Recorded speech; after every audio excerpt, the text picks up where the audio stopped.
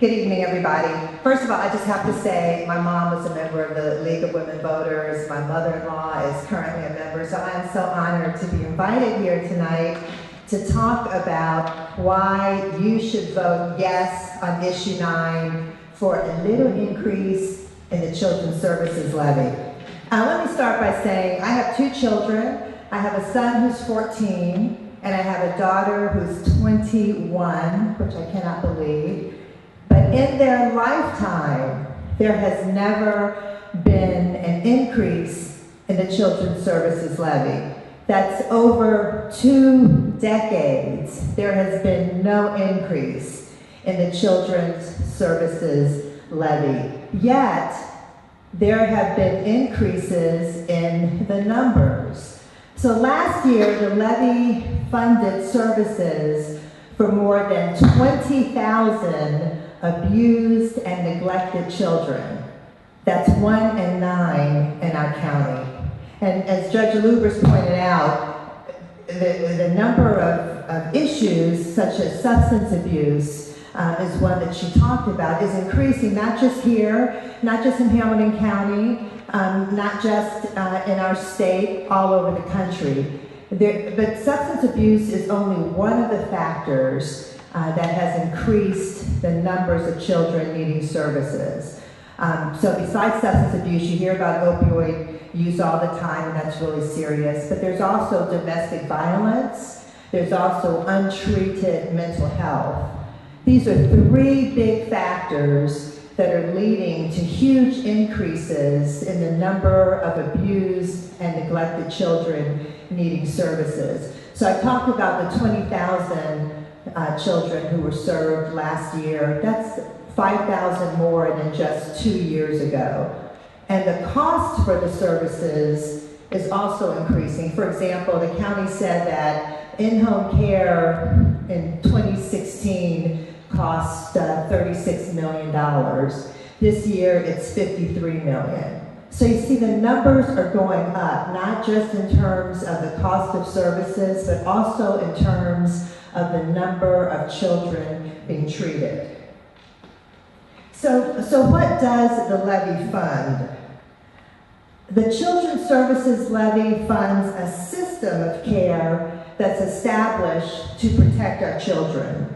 It funds government agencies such as Hamilton County Jobs and Family Services, Juvenile Court, the Mental Health Board. The Children's Services Levy also funds private agencies, Talbot House, Lighthouse Youth Services, Beach Acres Parenting Center. Some of the services provided, the list is really long, I won't list them all, but just to give you a few. Temporary placement of children to keep them safe, mental health treatment, domestic violence counseling, substance abuse counseling, parenting classes, child care, medical aid, food assistance, kinship care, foster care, adoption, the list goes on and on of services for abused and neglected children. Now, I know there are people who are against increases in taxes, increases in levies for any reason. And, you know, no one wants to pay taxes, you know, it's money out of our pocket. I totally get that.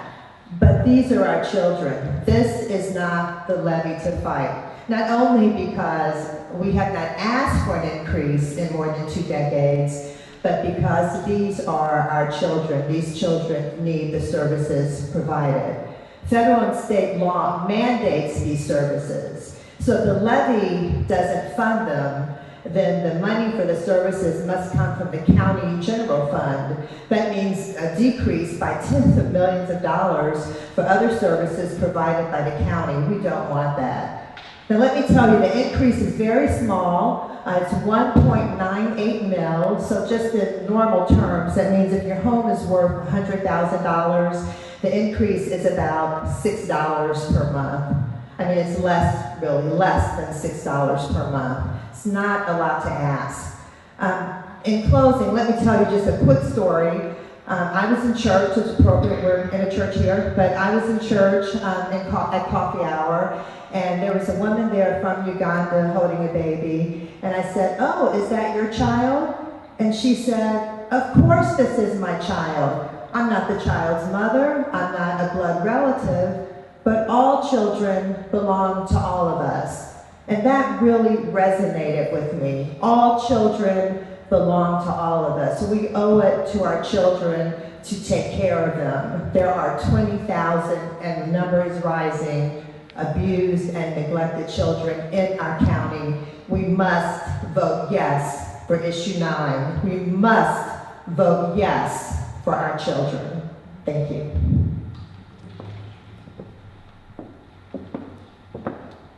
Next, we will have Dennis Yavorski come and speak against issue 9. He is with the Stop the Insanity PAC. They are against issue 1 and 9. He'll be speaking about issue 9 right now. Look, this is an additional tax. It's not a small increase. It literally doubles the $39 million that's been taken in under the levy that was passed in 2016. 2016 levy is supposed to run for 5 years through 2021. It draws in roughly $39 million. This is a new levy which doubles the amount of funds brought in every year by another nearly $39 million. It's an additional tax. It's not a renewal. It will raise your taxes. It's going to cost us not only that, but it's mentioned at $6 a month. It's $69.30 per $100,000 of evaluation. $200,000 house, $130 a year. It goes up from there. It's not an inexpensive amount of money when you're talking extracting a total of almost $80 million out of the taxpayers, the homeowners, the property owners of Hamilton County. It's retroactive. It goes back to the start of 2018. So we're getting shafted by a fund that's going to be built up based on time already passed before the levy goes through. And what's the genesis of this levy? 2 people, 2 county commissioners voted in a sales tax increase. It took over 20,000 citizens signing a levy to get, signing a petition to get it onto the ballot in November. That was successful. So they went through that and they brought this in because the last vote, 2016, had 70% of the people voting for the renewal levy in 2016. But look at the text of this levy. This levy is for the purpose of supplementing the general fund. The money goes to the general fund. It's another $39 million to replace what did not happen with the sales tax increase. So it's a fraud from the beginning. It's not necessarily for the children. It will go for whatever the county commissioners' majority of 2 will decide. It's just a vote that the county voters have fallen for in the past. Now, let's look at what happens when Children's Services gets fully funded. Around 2003, federal investigation found that the agency was operating outside of compliance with the administrative rules and commingling funds. Put the county on the hook for liabilities that could have bankrupted Jobs and Family Services and could have bankrupted the entire county. Children's Services operates so far outside of black letter law, court rulings, constitutional rights, civil rights, natural rights, with this idiotic philosophy that they're all our children. No, they're not all our children. Children are the responsibility of their natural parents. And this agency can go into a household and remove a child of any family in Hamilton County for any or no reason and place them onto the adoption and foster care markets. Now, when I say market, I mean trafficking in human beings, your children. Not their children, not our children. Children are the responsibility of their natural parents. And how do they pull off a stuff like this? Well, the county commissioners were under so much duress. The original assessment was looking at over $1.2 billion in 1999 when the feds got involved. It got reduced to a little over $400 million. It got reduced down to $240 million. And then the settlement was supposed to be for the amount that was sequestered. The county commissioners voted to sequester funds that accumulated to $124 million by 2015. That money was taken from the taxpayers. It should have been refunded to the taxpayers, but it was embezzled to fund extra operations on the part of Children's Services. In 2015, the money started to flow. And the result was, you would think that we had better, more capable people retained in Children's Services for social work and counseling and caring for children. The opposite happened. It was a house cleaning. The turnover rate hit 54%. They cleaned the agency out. And that's a great way of getting a more compliant, a more desperate, low-salaried group of people to follow the agenda of the agency. Now, what is the agenda of the agency? It's been called the Help Me Grow program. It's been called a number of things over the years.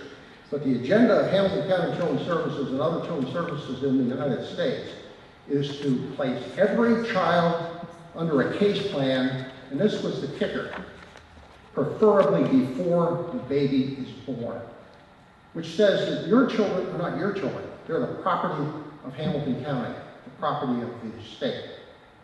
And if you look at the funding for the agency, and you can grab one of my handouts when you're leaving today, you'll see that the number of children that end up under supervision or removed from their family increases generally on the line of the amount of funding that they have to take kids from their natural parents.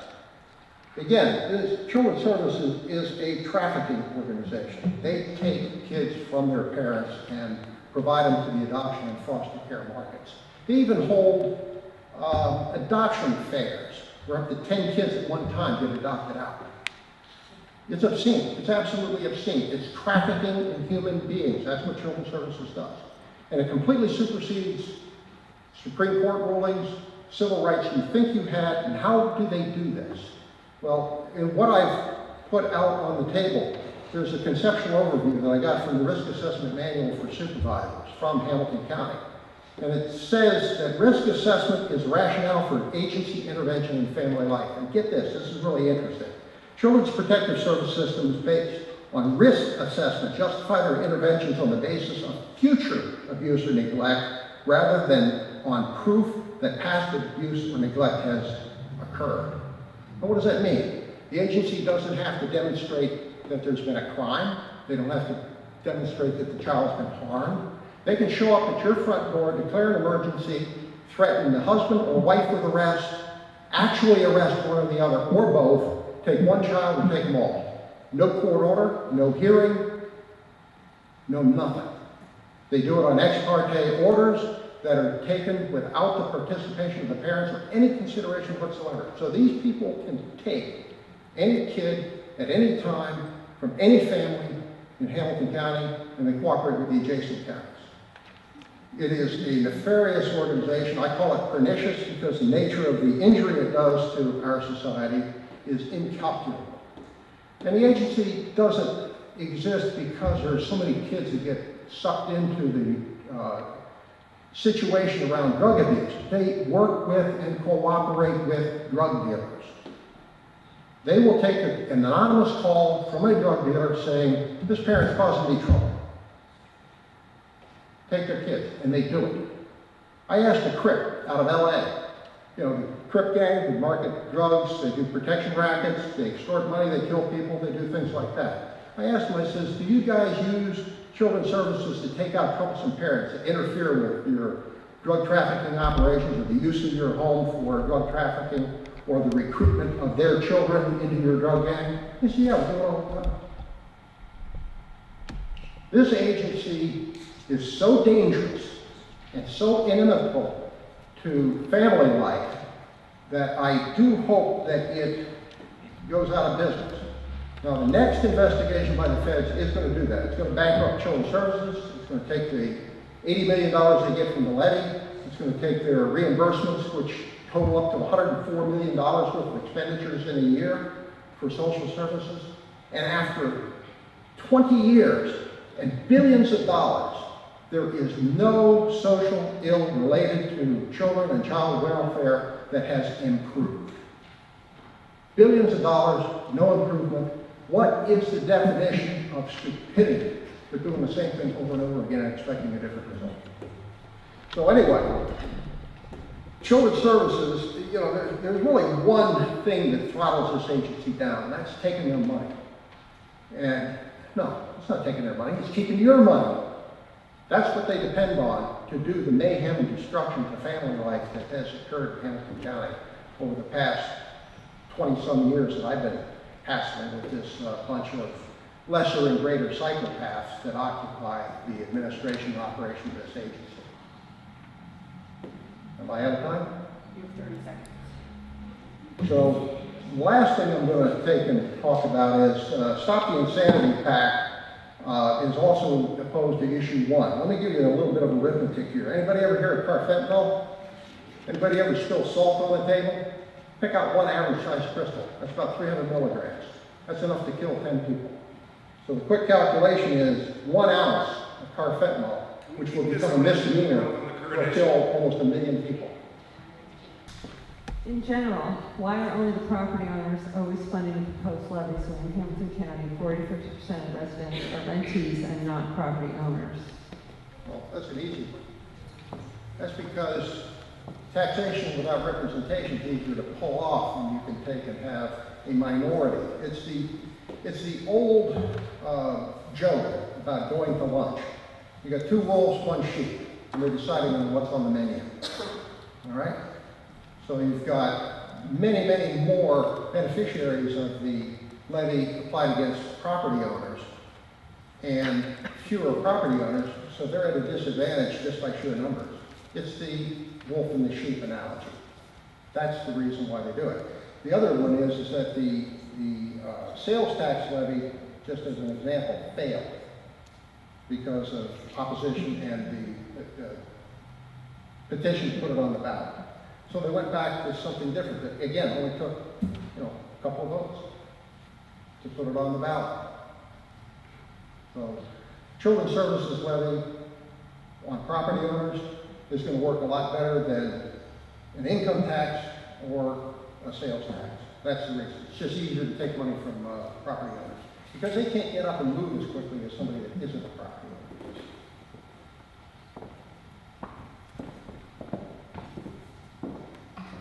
Well, I have to start by saying I've heard a lot of passionate speeches for the earth is flat.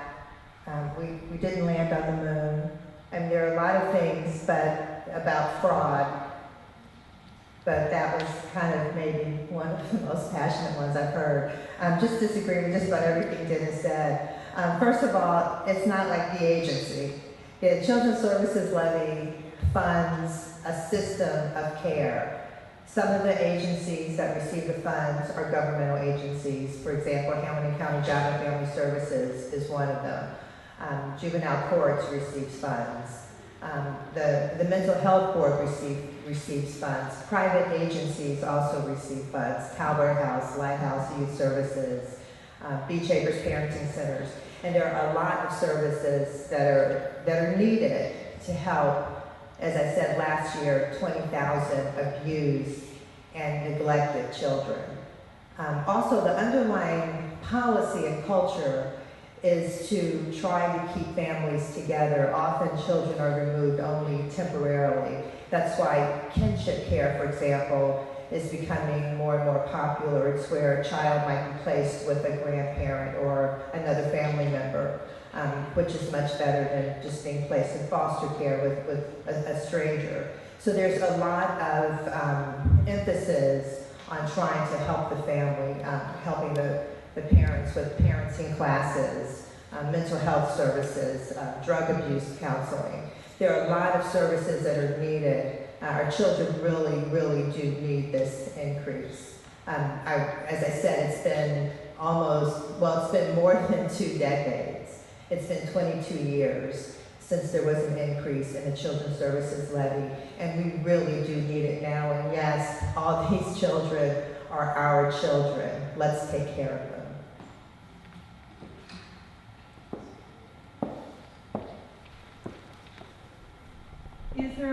review the financials of Hamilton County Children's Services and to look at prior complaints.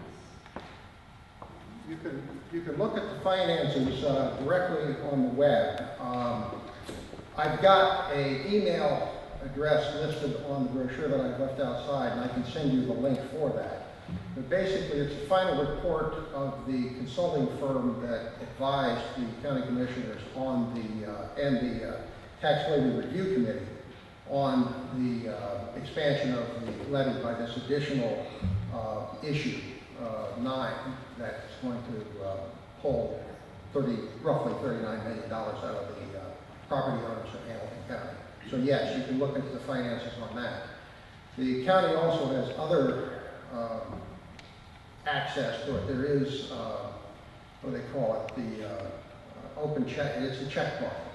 The county agency is on the web.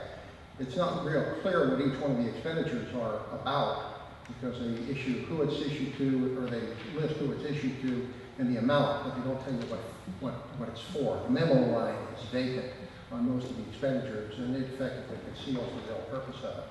One thing that you will discover, though, is that the levy financing, the campaign for the levy, tends to be financed out of contractors that draw their income from children's services. So there's a bit of laundering of money by going to the providers network and having those funds contributed to the levy rather than direct expenditures by the agency, even in time if their employees working on the levy on the clock. But what you can do is look at the campaign finance reports for the individual levies and see where the sources of the funds came from. And generally, the money is a kickback from the providers network, Talbot House, a variety of different agencies, Children's Hospital, the agencies that gain the funds.